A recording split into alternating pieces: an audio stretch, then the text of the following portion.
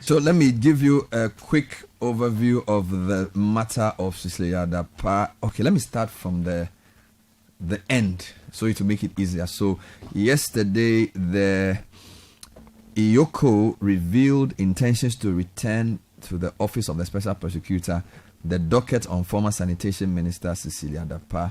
This follows advice from the Office of the Attorney General against the initiation of money laundering investigations into Madame Dapaah, citing failure by the OSP to establish evidence of corruption or corruption-related offences. Now, addressing the media at the 14th Commonwealth Regional Conference of Heads of Anti-Corruption Agencies in Africa, Executive Director of EOCO, Tiwa Adudankwa, insisted there was nothing our outfit could do. Now, here's a quote. If you read the AG's advice, whatever they would have done has already been directed at the police, CID. And like he said this morning, when you investigate a case and you don't find anything, you should be bold enough to come out and tell the public that this was the case. Even though I suspected this at the day, that wasn't what came out. We should be bold to tell Ghanaians. So we cannot continue to be fishing like you don't even know what you are looking for. You just go about looking for something that you know that you are not sure. So what am I going to do with the AG's advice? I will send the docket that we received from the OSP to him that there is nothing in it, she stated. So that's her angle. Now, this is the background. Office of the AG on May 1 advised against money laundering investigations into the affairs of former Sanitation Minister Cecilia Dapaah by the EOCO. Here is Madam Tiwa speaking at the program yesterday. If you read the AG's advice, whatever that we would have done had already been directed at the CID to do. And like he said this morning, when you investigate a case and you did not find anything, we should be bold enough to say that for this case, even though I suspected this, at the end of the day, that wasn't what came out of it. We should tell the Ghanaian because of ABC. So we cannot continue to be doing fishing. It's like we don't even know what you are looking for. You just go about looking for something that you yourself, you are not even sure. So what I'm going to do is that with the AG's advice, I will send the docket that we received from the OSP to him. So that was Tiwa Adudankwa, Executive Director of EOCO. Now, civil society groups criticize government overall for the handling of the matter. So the latest intention by the EOCO to return the docket was premised on the AG's advice. Now, according to the civil society groups like CDD, the abrupt and inconclusive manner that this matter has been handled fit a pattern in terms of the Akufo-Addo's administration's general attitude and response to scandals and allegations of reported incidents of criminal conduct. Now, the Ministry of Justice and Attorney General, in a letter to EOCO, recommended against pursuing money laundering investigations into Madam Cecilia Dapaah's affairs. Now, according to CDD and civil society groups, the upshot of the AG's advice is that the Cecilia Dapaah matter is over. Case closed. All right. Now, what has the AG himself said?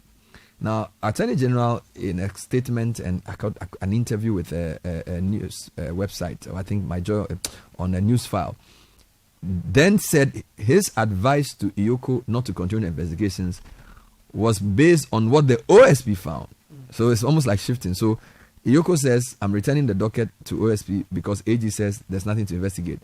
AG says the former Sanitation Minister was cleared of any corruption-related offenses by the OSP and not his office. Right? Attorney General explained that the investigation by the OSP did not prove a predicate offense, which would form the basis for a money laundering investigations. The advice further noted that the OSP did not provide a copy of his collaborative investigations with the FBI of the United States, which formed the basis for his decision to transfer the case to EOCO. So that's the Attorney General's view. Now, what is the OSP's own angle? Sami Dako is the Director of Policy, Strategy and Communications at the OSP. He's on the line to explain the OSP's processes and what they think of this latest development. Mr. Dako, thanks for joining us. Good morning. Good morning, Bernard. So I am working my way from the back. Yesterday, Mami Tiwa EOCO told the press that she's returning your docket because the AG has advised her that there's nothing really to investigate. AG says his advice to EOCO was based on your previous work as OSP, as an office. So it's almost like we are back to square one because the OSP began the investigation and it's come back to your table. Is this an accurate rendition of the matter, or is somebody misunderstanding the OSP? First of all, I think that matter that has happened is very clear, and I'm happy that at least you've given a background to it. Let me start with what Yoko said yesterday, that they are going to return the docket to the OSP. That is even not accurate. They've long returned the docket to OSP. And they returned the docket to OSP with an explanation that they've been advised by the AG not to investigate. Remember, we didn't say to prosecute, not to investigate. So the docket has already been brought to OSP. So I don't understand why Yoko will say they are now going to bring the docket back to OSP. That's the first point I want to make. Wonderful. Then the second point. Go ahead. The second point I want to make is this whole idea that the docket that OSP sent to Yoko was baseless. If you indulge me, I'm going to be a bit detailed, although we are not supposed to do this, but our point is that if there's no appetite to want to investigate or prosecute, tell the people of Ghana there's no appetite. But don't try to put a blame on the OSP.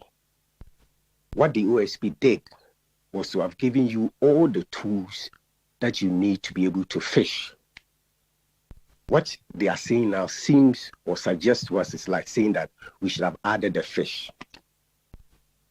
Now, the docket that OSP sent to Yoko, these are the details. It's a docket. When we say a docket, I'll break it down so that everybody understands what a docket means. A docket is simply a file that contains lots of documents. So what were the documents that we sent to Yoko? Now, before I come to this one, I also do the first one, which is the AG saying that we had cleared Cecilia Dapaah of any offense. That is also not accurate because OSP has never cleared Cecilia Dapaah. When you say you have cleared someone, it means that you've investigated and come to a conclusion that no offense has been committed. So, for instance, there was a case against the Honorable Atachia where we investigated and realized that there was no case. So OSP even has a track record that after its investigation, it will tell Ghanaians what it found. And we've done so in many other cases. If you check the former Minister of State at the Finance, Charles Dubois, we came out to say what we thought of it. If you check the wealthy businessman who attempted to allegedly bribe the MPs, we came out to say where we got to and why we couldn't continue because MPs refused to cooperate with us and serve as a witness for us to go to court. In this matter, what we said was that as we were investigating her for corruption, it appeared to us from every evidence we were seeing that it fell largely in the province of money laundering, and that a money laundering investigation would be most appropriate to be able to come to a conclusion of the matter and not corruption. And so we stopped and then transferred the case to the institution that has been mandated by law to investigate money laundering. Now, the docket we sent to Yoko had 20 statements, caution statements from witnesses in America and in Ghana. Now, the docket also went with a cover letter explaining why we are of the opinion that they should be looking out for money laundering, including a reduction of some of the findings from the FBI. Now, this docket contains statements, for instance, I'll give a classical example. Madame Dapaah and the husband, when they were being interrogated by the OSP, said that part of the money that we retrieved from her residence was brought to them from the United States of America. So we had to pursue the money. Now, we pursued the money and discovered who it was in the United States of America. We did a conference interrogation with that person and then Ms. Dapaah and the husband.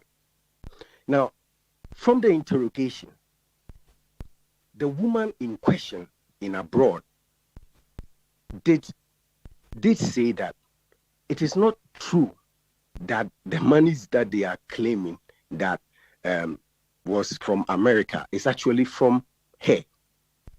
Secondly, she also said that there was disagreement between them as to how many times she has brought them money and how much money she brought to them.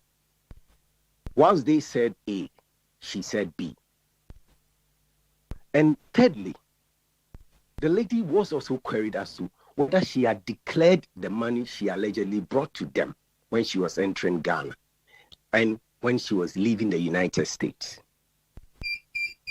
with the force of threat to report her to the FBI and arrest, she confessed that no, she did not declare. So this that I've narrated to you is part of the docket that went to EOCO. All this I'm saying to you, they are on the file. Now, let's begin with something small before you come in. If anybody is minded to find a predicate offense that they've been bundling around, from what I've just narrated to you, you can find a predicate offense to trigger Section 1.3 of the Anti-Money Laundering Act. Do you know why we keep saying Section 1.3 of the Anti-Money Laundering Act? Because if you go into the Constitution of Ghana, I think Article 284 or so, it actually talks about unexplained wealth, that if a politician's asset surpasses their lawful income, then they ought to explain. However, when they were passing the OSP law, the lawmaker took out the provision on unexplained wealth order. What it means is that if OSP is investigating you for corruption, the burden at all points is on the OSP to prove how you corrupted yourself, instead of the popular ones that exist in Kenya, that exist in Sierra Leone, that exist even in Nigeria. So what happens is that all that we as investigators and prosecutors need to do is to be able to demonstrate to the court that we have checked your lawful income. And even if you had worked for 20 years, you couldn't have acquired the assets that you have acquired. The burden then now shifts to you, the accused, to explain to us or the court how you acquired those wealth. That provision was taken out of the OSP Act. But Ghana is not without a remedy. That same provision we need under the OSP Act, what has been put also under the Anti-Money Laundering Act, which is the Section 1.3 of the Anti-Money Laundering Act, where if you are investigating a suspect for money laundering, you then will be able to also confiscate any asset which is not proportionate to their lawful income. So when they say that there is no predicate offense, I've just given you one example of that. The other example, which is on the docket, is that Madame Dapaah and the husband and everybody claimed that part of the money or the money was from the deceased brother. Now, OSP went to a great length of establishing that that cannot be true. And what did we do? We even went to the factory that Mrs. Dapaah said was owned by deceased brother. And we were able to show, including pictures and everything, that the factory has not been operational. And even if it was operational, it couldn't generate the money she claimed the deceased brother had. Now, all these things are well documented and on the file. And the point we made was that we, as OSP, do not have the power to investigate money laundering. So you, as Yoko, please take it up and then do your investigation and then see what you can do.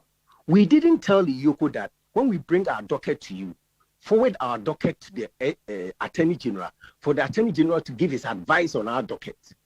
That should be your investigation going to the Attorney General, because we don't report to the Attorney General. OSP does not report to the Attorney General. But the Yoko and police, they go to Attorney General for advice. So the two of us are not the same.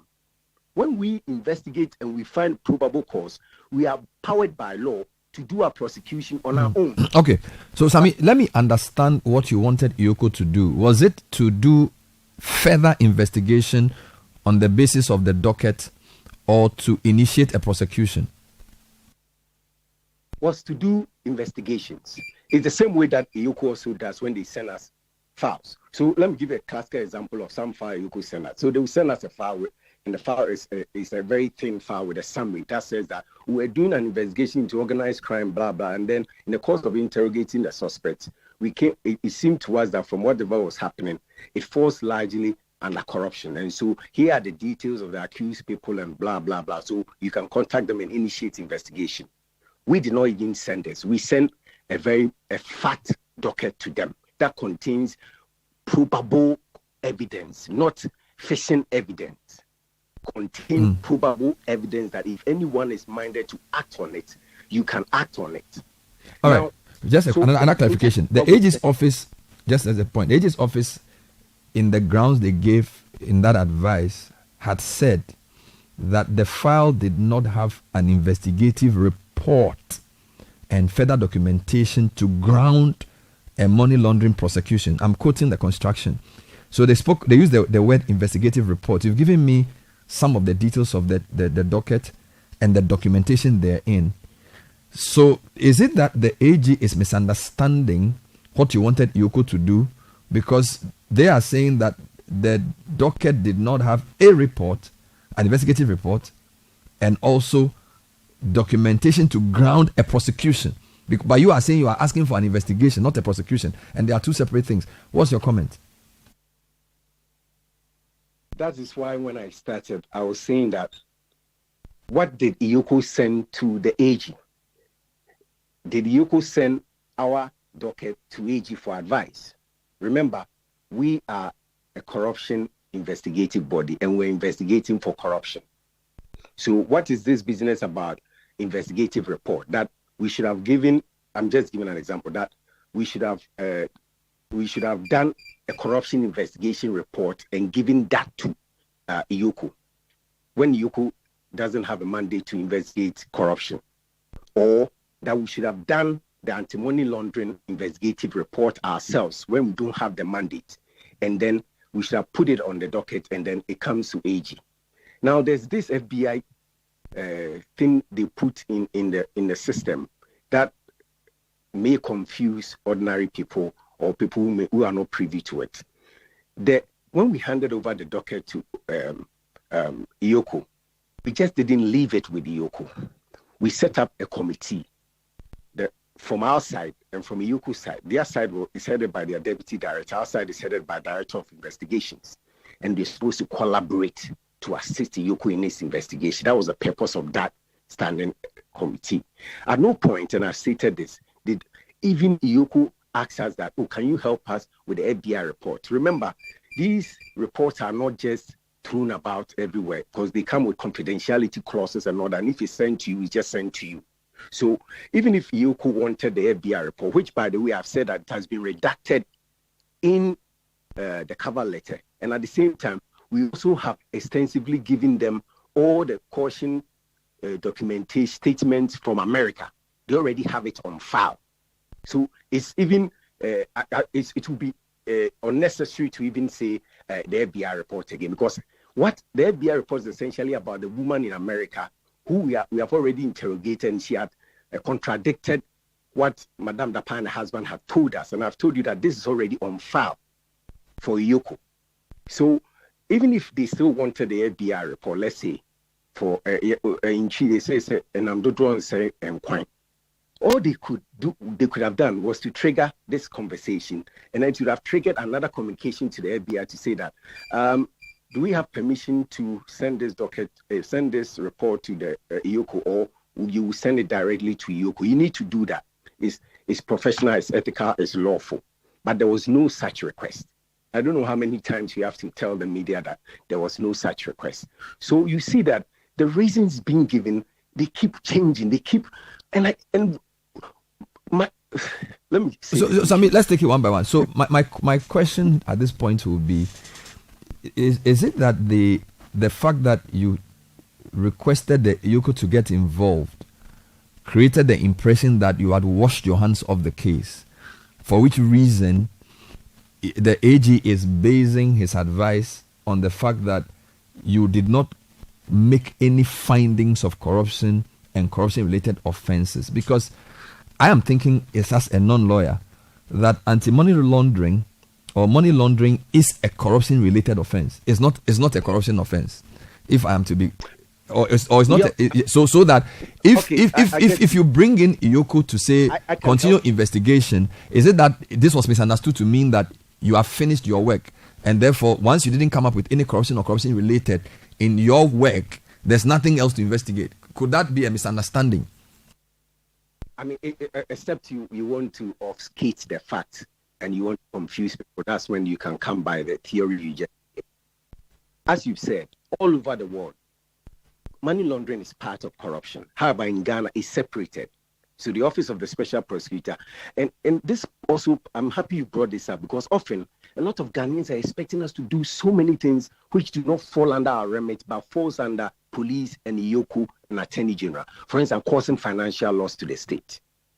It's not something that OSP can investigate. For instance, stealing. If a politician steals money, it is not for OSP to investigate. So although Ghanaians call everything corruption, what is called corruption has clearly been defined by law. And so we are able to do only the things the law says we can do. So in this instance, if it was corruption and the AG is saying that his advice would have been based on corruption, then if it's corruption, we don't need to send it to EOCO, because EOCO doesn't have a mandate to investigate corruption. And that reminds me, I'll use this as a clear example. When the Ministry of Roads and Highways said that Professor Adai, Professor Adai had made allegations of corruption against them, they went to EOCO. Now, as I've explained to you, EOCO does not have a mandate to investigate corruption in Ghana. But EOCO did not send a docket to Attorney General, do not send that thing to Attorney General. Can you advise us? Because Ministry of Roads and Highway has petitioned us to investigate a corruption matter. However, EOCO subsume it under what they call economic crimes or organized crimes and investigate. But if you see their findings, everything pointed to corruption. But they didn't go to the AG because EOCO is primarily an investigative body that does its own investigation without taking even orders from the AG. Although the AG can advise, because is an entity and directly under the Attorney General's office.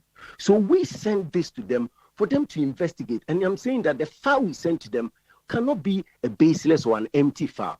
It is a full file, unless they are saying that we ought to have added the fish to it.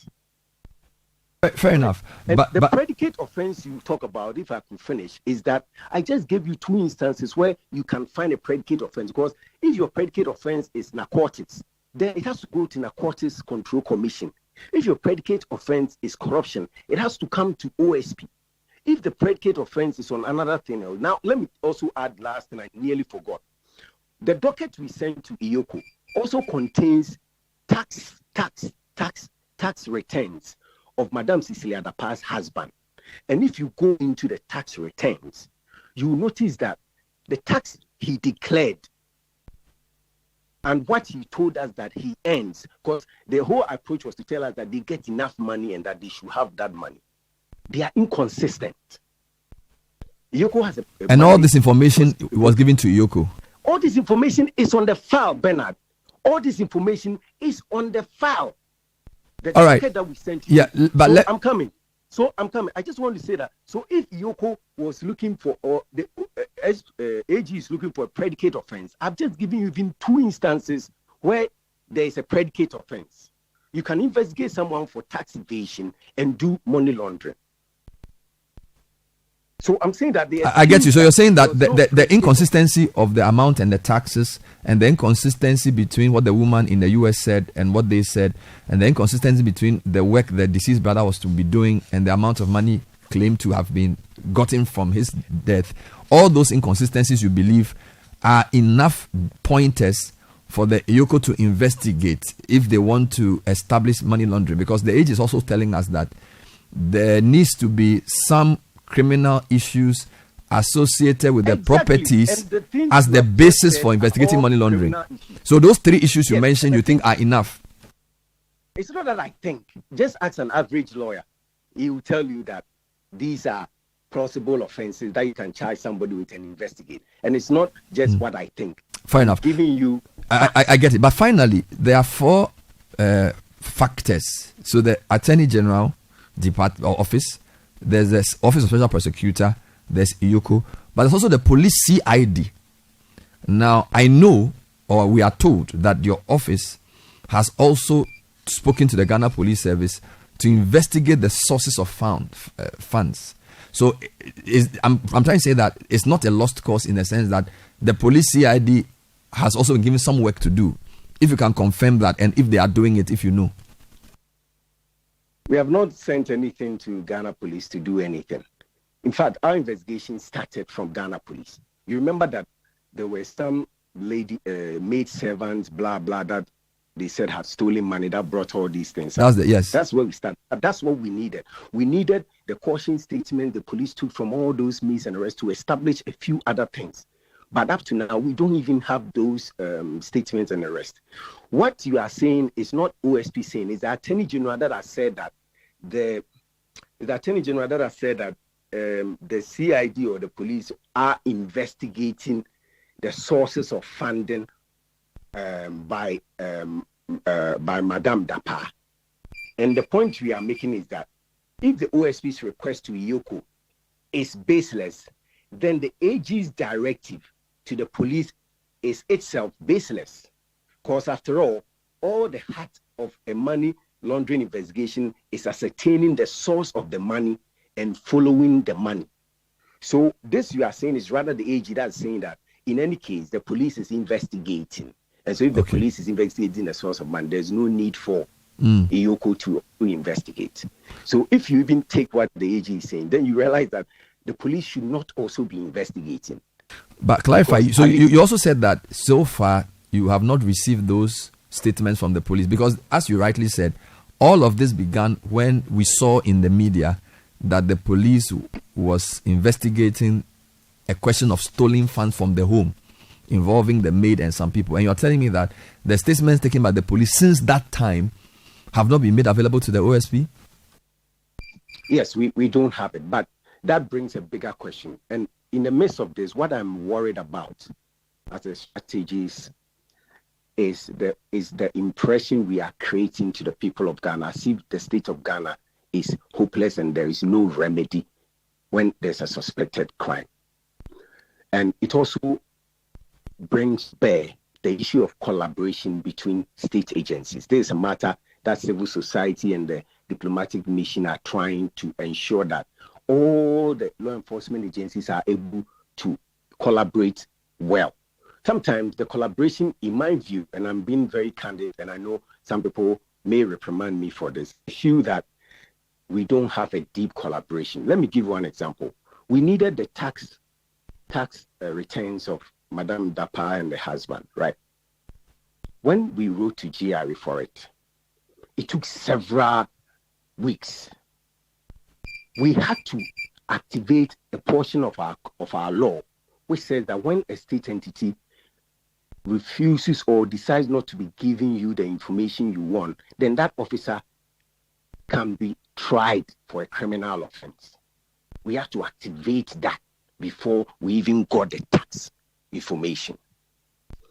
When we went to Auditor General, we wanted the asset that was declared by Madame Dapaah.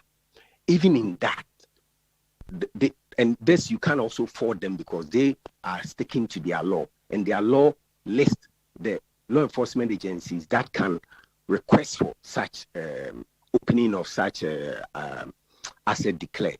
And you remember, OSP was formed just 4 or 5 years ago. So at the time the asset declaration law was being passed, OSP was not in force, and so OSP is not listed as an entity there. And that even also shows some of the lapses in the OSP law, because when they were passing the OSP law, the lawmakers should have added OSP to that list of organizations that can request for the asset declared by a state entity. So, people of Ghana, I want to tell you that the OSP is working, but the OSP faces a lot of legislative and collaborative problems, which is that there are a lot of gaps in the OSP Act. And we appears to be the pioneers implementing the actual law that was passed by Parliament. And in trying to implement the actual laws, we are coming out to certain entities as if we are a non-conformist organization. But we have been created to be like that. It's not that the people in the OSP are the ones doing what they want. But the lawmaker was very deliberate that I'm creating another agency that shouldn't have all the weaknesses of the existing law enforcement agencies, such as a reporting line to the executive. Ours was cut because it wanted us to be fairly independent to be able to do our job. The same law says that all the other agencies, police, EOCO, FIC, Auditor General, SHRAJ, they should all collaborate with us and give us the information we need to be able to do our job. That level of collaboration is still not very deep and active. But we are working on it because we cannot fight corruption without collaborators. We need the judiciary. We need all the other law enforcement agencies to collaborate with us. So at the end of the day, my point is that we should be able to come together as law enforcement agencies and say that, look, I was Professor Christopher Stone. He's a professor in Oxford. He once lectured me and said something that he told me, said something. It's not like the people in England or US are not corrupt. They are. But what works for them and doesn't work for you is that when one person in the political class is found to have committed a crime, the whole system will give the person up. To be able to tell people that we don't accept this. And he said, it may be opposite in Africa. So the point I'm making is people should bear with us. The OSP is not old. Even the current special prosecutor is just 2 years in office and some months. He's had to grapple with two main things. One, to set up an office. And at the same time, Ghanaians are calling for blood because there's economic hardship. People think that people should be held accountable. And so they are not ready to even listen to any excuse. But at the same time, you also realize that we are without a lot of logistics and other things to be able to work independently and appropriately. And we are working on it. OSP is working hard at becoming the anti-corruption agency. And we need the support of everybody to be able to do this job. Sometimes our work will come out as if we are clearing people. But listen, we are investigative and prosecutorial agency. If we don't find enough evidence, we cannot force feed the facts and go to court. You are the same people who come and tell us that we are going to waste taxpayers' money by taking a case to court when we knew that there were no grounds. Thank you. You've made your case. We appreciate your time. Thank you very much. Sammy Dapaah is the Director of Strategy and Communication at the Office of the Special Prosecutor, speaking in response to a number of issues, the latest being the announcement by the EOCO that based on the advice of the AG, they cannot do any investigation into Madam Cecilia Dapaah, and they are returning the docket to the OSP. Mr. Dapaah has explained the flaws in those claims and also in some of the claims in the AG's, or he has sought to expose the flaws in those claims and in claims made in the AG's advice to the EOCO. This one says, I believe every Ghanaian understands what's going on and that a lot of people predicted it from the start. It's interesting that Yoko isn't interested in simply investigating a high-profile case referred to them by the OSP. These things just encourage criminals in our public sector, and it's sad for the ordinary Ghanaian. Courage from Koforidia. This one says, Sammy Dapaah has spoken very well. It is clear that with the needed support, the OSP will do a great job, but it be Ghana we day. All right, this one says, welcome to Ghana, where the poor get jail sentences and the rich, including politicians, walk freely after committing huge crimes. On the 26th of October 2012, former Italian Prime Minister Berlusconi was sentenced for 4 years of punishment by an Italian court for tax evasion. The charges were in relation to a scheme to purchase overseas film rights at inflated prices through offshore companies. So DJ Nature in Italy giving us that one. All right, and a few more comments. Politicians have really captured state institutions and are bastardizing our laws.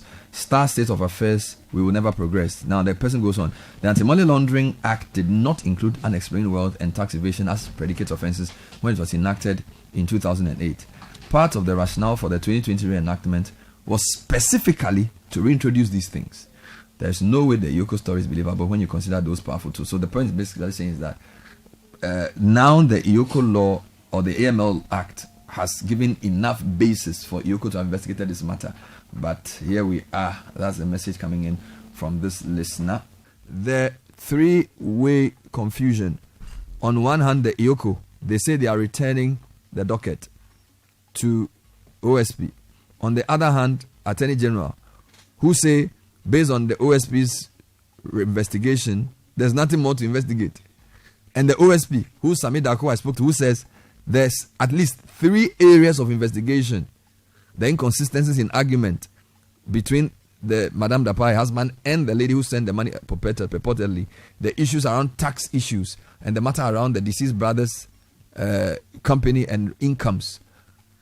OSP believes EOCO and the AG are not being true to all the facts. Mary Ada, Executive Director of the Ghana Integrity Initiative. Where are we with the corruption fight with OSP, AG, EOCO in limbo? Madam, thanks for joining us. Good morning. Good morning, Bernard, and good morning to your listeners. I just spoke to Mr. Sami Daku, Director of Strategy and Communication at OSP, and he doesn't understand why the EOCO would even write to the AG to ask for advice on an investigation that he believes is EOCO's mandate. He also doesn't understand why the AG will tell EOCO not to do an investigation. Where do you sit on this matter? It's interesting the way our institutions are using the law and the policies within their remits to stifle investigations. It's really, really sad. I say it's sad because the OSP went to Yoko as a whistleblower. If I take that, I haven't listened to Sami, so I'm not too sure about that. But if the OSP went to Yoko as a whistleblower, then the intention is that they would have given some semblance of information to Yoko to work with. And Yoko would have started an investigation based on the whistleblower's concerns. That's what the law says, and it's plain. So it's interesting that Yoko decided to go in for the advice of the Attorney General based on the information they had received. We have said consistently that we believe that Yoko could have done more. Per the Money Laundering Act, yes, you can do a lifestyle audit, and that lifestyle audit would be premised on some of the issues that Sami mentioned, the inconsistencies of information received. We also have the issues of tax, then the issues around the business transactions and the persons who businesses had been registered to, and yet monies were being paid into a certain source. That alone is suspicion enough for me. The ordinary Ghanaian who is not a lawyer, that if somebody has registered a business, monies that accrue to that business should go to them. And so if there is any diversion, you realize that tracing the money, it goes to a certain somebody consistently. Then I believe, Bernard, from our ordinary perspectives and reasoning, we believe that that should have triggered a lifestyle audit of sorts. And so after that, if Yoko still had issues, then they could have asked the Attorney General after they have investigated. But I think that it's sad that they didn't do that. If they had done it, then we wouldn't have issues with Yoko at all. And then also for the OSP, I believe that when Yoko wrote to them, they had every opportunity to then have submitted the report of their investigations, which alluded to the issues of money laundering. Let's not run away from that fact. Well, Sami claims that they sent a redacted version of the report in that docket. So he says that the original report's an FBI report, but the version that they had was a redacted version, which he claims in the interview I had with him that they made available to was made available to the EOCO. If I'm not mistaken, that's what he said. So Bernard, what prevented the OSP from giving them the bigger report? Perhaps maybe seeking authorization from the FBI to share, because these are two investigative bodies. So why do you do a summary when you have the bigger reports if it is available? That is the question we should be asking. And now Yoko is saying they didn't give them information. And remember, money laundering should be predicated on some crime to be able to be investigated, as they have said, and the Attorney General in his write-up or advisory has said. You need to pin the person down on something. And so if your report has identified those areas, why didn't you give it to Yoko to ease their burden. Well, he claims they and did. That is He claims that the tax inconsistencies, the inconsistency in the work of the deceased brother and the income reported, and the inconsistencies in the witness of the woman in the U.S. who supposedly sent the money, are 3 bases for a predicate offense which they believe EOCO should have continued and investigated. This is what he said to me in the interview.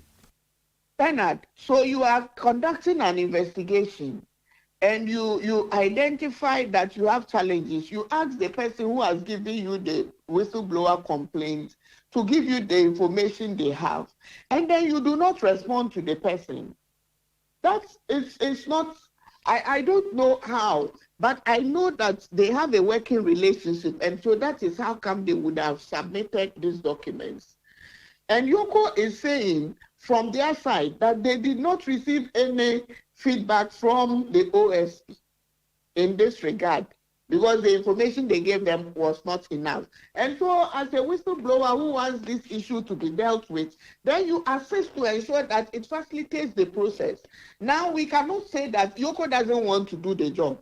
Yoko is saying that they wanted further information to be able to do their job, which the OSP didn't give. We are not saying that Yoko has done the right thing, but in that report, I believe that some of the excuses given by Yoko wouldn't have been given, and they can go forward. And I heard you when you said that it's not a lost cause, because I remember in the first instance, the Attorney General had already asked the police service, Ghana Police Service, to do an investigation into tracing the sources of the wealth. So that's one that is ongoing. But I believe this is not a dead case for Yoko. They can go back to deal with the issues around money laundering and the lifestyle audit, which is called for in the Money Laundering Act Section 1(3) of it. Wonderful. So you believe that at least there could still be some further investigation done? Because when I read the CDD statement, they basically said it's fait accompli. Listening to the AG, they believe that the case has been closed. From the GIA perspective, do you still think anything will come out of this matter? You see, it begins to give the impression to some of us that there is something we are not being told.